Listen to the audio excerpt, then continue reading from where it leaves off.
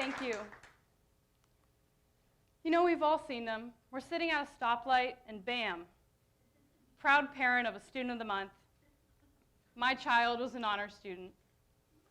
At a young age, children crave their parents' attention, recognition, and praise. And over time, their natural desire to do well is secured with ambition. Often, as a result of this, students can tend to stop trying to do their best and start trying to be the best. My school offers something called the Ohio Math League, a competition just for practice once a month. The top students are posted on a leaderboard in the hall for all to see. And after one of these OMLs, we call them, I turned to one of my friends and said, well, how do you think you did? He said, not so good. So, don't worry, you'll do better next time. But his response shocked me. And to paraphrase, he said, if I don't make the leaderboard, then people won't think I'm smart, and therefore I will not be smart. The student who said this will be our valedictorian this year. And we get this disconnect between reputation and reality, that somehow if you gain more recognition, you are a better student. Another one of my classmates was heard saying, I cannot become friends with anyone at Thomas Worthington because ultimately, you will be my college competition. Is this what we want our education to reflect? Or do we want education to be a collaborative process where we inspire each other to do better and propel each other forward? I suggest we look to one of the world's most renowned mathematicians, Isaac Newton, for our answer. And he said, if I have seen further, it is because I have stood on the shoulders of giants. Shakespeare said that comparison is the thief of joy, and there are indeed consequences to participating in this highly competitive culture. The National Sleep Foundation found that 85% of high school teens are not receiving the sufficient amount of sleep they need. Think about it. Almost 9 out of 10 of our children, 9 students out of 10, are not receiving the sleep they need. And then they go on punishing themselves for not performing as they should in school. And it gets worse. 46% of these students exhibited signs of depression. 58% reported being overly anxious and stressed. I am here because I was once one of these statistics. I recognize that I was a part of a competitive culture, but I always saw myself as in it, but not of it. It wasn't until one day I woke up yawning because I only had 4 hours of sleep. I walked to school, I got there, and I emotionally broke down in class, crying, everything. I became demotivated. Everything relating to school was just another item on a to-do list that I couldn't wait to get done and strike out. My creativity was dulled. I had taken on too much because I wanted to stand out above my peers. One of my friends did the same, and we used to boost each other up, supporting each other. Oh, only one more week till Christmas break, etc. And in one of these conversations, I remember saying that I felt like a transcript, a piece of paper that a college admissions officer would read and pass over in a minute's worth of time. But in this whole process, I lost the big picture. I may go to school every day and feel the right to complain about it, but people around the world have to fight for this privilege. I miss the big picture because I'm a human, not a transcript. And so when I think about how my value system became warped, I always go back to my foundation, to the 7 years I spent at a school called Christe Fideles. I rode an hour to school every day to join 30 other students, ranging from grades kindergarten through 12th grade. Because there were only 5 people to a classroom, there were no grade levels, so we were grouped off by ability. However, this did not mean that the material was limited. Imagine an elementary school child reading Dante's Inferno, Goethe's Faust, Austen, Bronte, Dickens. There's a reason they're called classics. I didn't always understand this. One day I was sitting in my classroom, and we were given one of Chaucer's Canterbury Tales. On a first run-through, I thought the English was stuffy, ineffective, and frankly boring. But with the help of my teacher and my students, we read it again, and I laughed at Chaucer's wit. At the time, the laughter was completely natural, yet on reflection, I see that in that moment, I related to something that was written 800 years before I existed. I found our interconnectedness, something that transcends every division and time. I realized we were innately bound to each other, and therefore responsible for looking after one another and coming together. The humanities contradicts the very problem we see today in our education. You can't read a novel and just memorize words and regurgitate them onto a page about why it relates to your life and why it's still important today, 800 years later.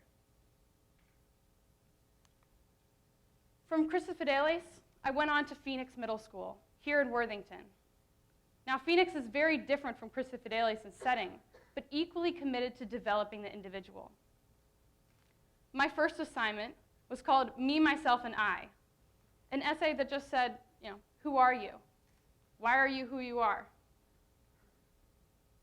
This was one of the first times I had to really reflect on myself without a transcript or a resume attached.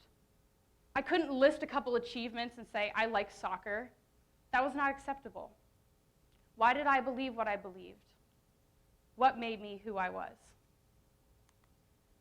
Phoenix also engaged students in something called the Middle East Summit. Here, students divided up into different countries in the Middle East and engaged in current event discussion. My world had always been a 5-mile radius of Worthington. I went home, I did the same thing every day. But through this process, I realized that I was a part of something so much greater, that I didn't need to wait till I graduated middle school, or high school, or college to make a difference and to become active in my education. You can see students are really passionate about what they're learning. I love this picture of my friend Eddie Gow reading a speech in his red beret, standing up for his country. Another opportunity Phoenix offers is called Discovery Day. The only requirement is to go and learn something about yourself or what you've always wanted to do. With all of these limitless opportunities, I chose to go home and bake a cake. It was a very good cake. Really one of the best. But I went into class, and now Anna, what did you do? What did you discover? I was like, I baked a really delicious cake. And everyone's like, oh, good. Like, good. I'm so glad you did that.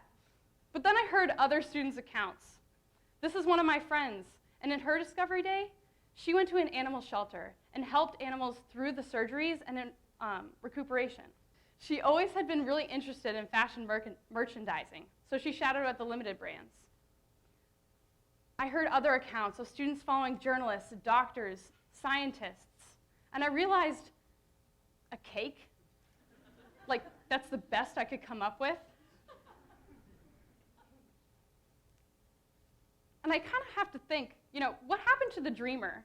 What happened to 5-year-old me who wanted to be an astronaut, a singer, an actress, a scientist? I could go on all day. And she was, how can I pick one thing to do for the rest of my life? As I went on through the Discovery Day process, I too began to reignite that passion from when I was 5. I shadowed in cardiac rehab units. I went into veterinary surgery. I found genealogy of ancestors 4 generations ago. Phoenix and Crucifideles, through the humanities and experiential learning, gave me a passion for learning, something that isn't just dictated by a school bell, 7:45 to 3, but goes on for a lifetime. I began to understand myself independent of my academic achievements. So now what? I've presented 2 scenarios. Phoenix and Crucifideles' model of exciting students, and students separating each other from someone else, refusing to be friends with them because they're competitive. And I understand that what I talk about is idealistic. Not every school can afford a 5-to-1 student-to-teacher ratio, or has the resources to start up an alternative program such as Phoenix's. But may I suggest that we look at where we came from. We came from a nation founded by idealists, people who were dissatisfied with the conditions they were in, and then had the conviction to act on those desires to bring about positive change. Harvard recently conducted a study called Turning the Tide, in which they asked over 10,000 students what matters most: high individual achievement, happiness, or caring for others. And only 22% said caring for others. I'm appalled. Is this the kind of world we want to send our children into, where only 22% think that caring for others is higher than their own personal gain? Is this what we want our education to raise? What kind of a student, no, what kind of a person could a change in the system we have right now produce? Perhaps a student who is confident in their own abilities, who understands that hard work takes them where they want to go, not IQ. Someone who is empathetic, has broad perspectives, and finally has a large picture of why they're in school. I think John Steinbeck sums up what I want to convey in this talk well. And he said, "This I believe, that the free, exploring mind of the individual human is the most valuable thing in the world. And this I would fight for, the freedom of the mind to explore any direction it wishes, undirected. And this I must fight against, any idea, government, religion, education system that destroys the individual. This is who I am, and this is what I am about." Thank you.